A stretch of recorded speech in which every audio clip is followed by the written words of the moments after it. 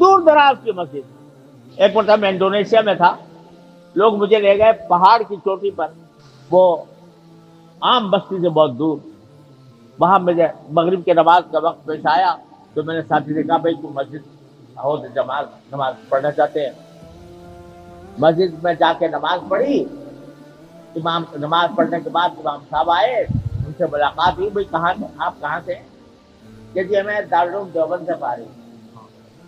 اس چھوٹی سی بستی میں, پہاڑ کی ایک بستی میں بھی وہ دین کا دیا چراغ روشن کیا. یہ کیسے ہوا؟ یہ اس طرح ہوا کہ ایسا نہیں ہوا تھا کہ دارالعلوم دیوبند کو حضرت مولانا محمد قاسم نانوتوی, حضرت مولانا رشید احمد گنگوہی رحمۃ اللہ علیہ نے پہلے ایک نقشہ بنایا ہو, ایک پلاٹ خریدا ہو, اور اس پلاٹ کے اندر نقشہ بنایا ہو, اور اس میں یہ بتایا ہو کہ یہ امیر ہوگا, یہ صدر ہوگا, یہ سیکرٹری ہوگا. بلکہ وہ دو آدمی تھے, ایک استاد ایک شاگرد.